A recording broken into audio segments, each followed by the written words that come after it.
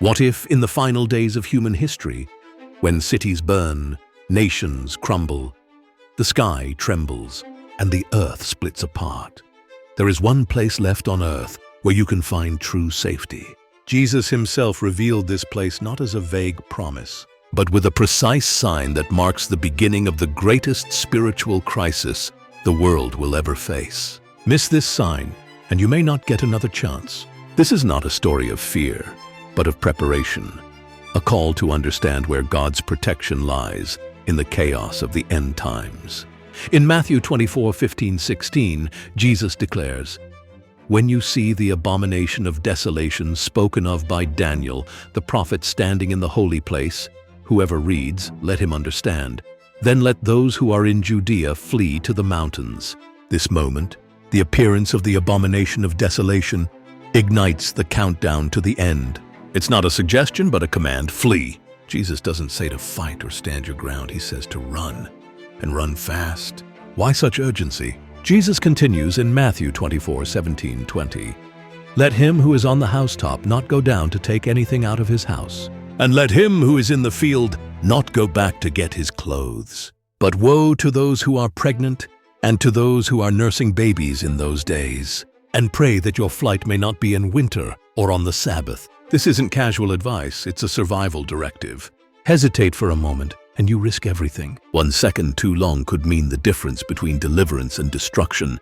The abomination of desolation foretold by Daniel and echoed by Jesus refers to a moment when the Antichrist enters a rebuilt temple in Jerusalem, declares himself divine, and sets up an image to be worshipped. Daniel 11:31. This act signals the midpoint of the 7-year tribulation, a time of unprecedented turmoil. But where is the safe place in this chaos? The answer lies in both the Old Testament and the book of Revelation, hidden in plain sight.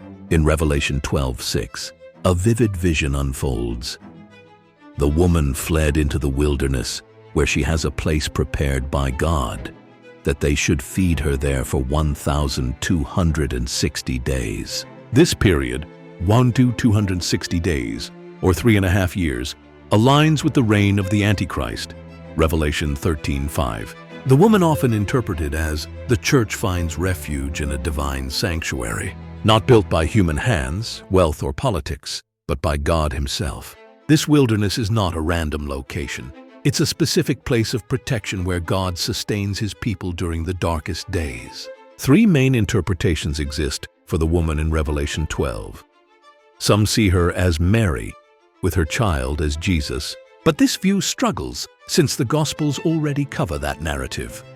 Others view her as Israel, with the child representing Jesus, yet the timing of the devil's attack in Revelation doesn't align perfectly with Jesus' infancy. The third interpretation, which fits the context best, sees the woman as the church, God's people.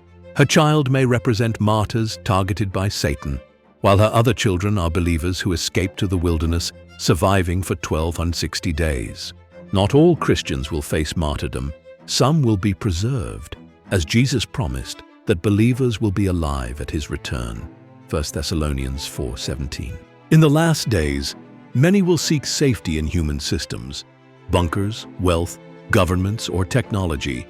But Psalm 27 warns, "Some trust in chariots and some in horses, but we will remember the name of the Lord our God." Every human refuge will fail. The places the world deems secure may collapse first, while the place it mocks, God's wilderness, stands firm. This pattern echoes history. In Noah's day, God provided an ark, a safe haven built by obedience and covered by grace. In Lot's time, angels rescued him from Sodom's judgment. God always has a hiding place, and he reveals it to those who listen. Daniel's prophecy, quoted by Jesus, points to this truth. The wise will understand, but the unprepared will pay a heavy price. Daniel 12:10. The stakes intensify with the rise of the Antichrist, described in Revelation 13. He wields global power for 42 months, demanding worship through a mark on the hand or forehead, Revelation 13:16-17. This mark isn't a mere card or symbol. It's a deliberate act of allegiance to Satan, rejecting God. Those who take it can buy and sell, participating in the Antichrist's economy. Those who refuse face dire consequences. 1. Financial ruin. Without the mark, believers like Fred, a fictional everyman, cannot buy or sell. Society abandons them, forcing them into hiding. 2. Divine protection. Those who refuse the mark are spared from God's judgment. Revelation 16:2 describes painful sores afflicting those with the mark, reminiscent of Egypt's plagues. Believers, however, are untouched by this divine wrath. 3. Persecution and martyrdom. Revelation 13:15 warns that those who refuse to worship the Antichrist's image face death. The false prophet, the second beast, enforces this decree, making resistance a matter of life and death. Can someone who takes the mark be forgiven? Revelation 14:9-11 suggests otherwise. If anyone worships the beast and his image, and receives his mark on his forehead or on his hand, he himself shall also drink of the wine of the wrath of God, and the smoke of their torment ascends forever and ever. Taking the mark is a deliberate rejection of God, choosing Satan's side in the ultimate spiritual battle. It's not the act itself, but the heart's decision to worship the beast that seals their fate. Does the mark exist today? No. The Bible ties it to the Antichrist's reign, which begins midway through the tribulation. Speculation about modern technologies or tattoos misses the point. The mark is a future event, tied to a specific time and leader. Until the Antichrist rules, there is no mark. You might wonder, there's no temple in Jerusalem today.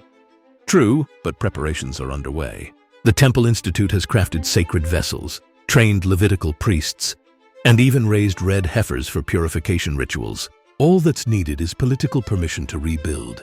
A single event, a treaty, a war could clear the way. When the temple rises, the Antichrist's stage is set, and the abomination of desolation draws near. Will you recognize the danger in time? The tribulation's climax brings the ultimate confrontation. The Antichrist versus Jesus. Revelation 19:11-16 paints a stunning picture. I saw heaven opened, and behold, a white horse. And he who sat on him was called Faithful and True, and in righteousness he judges and makes war.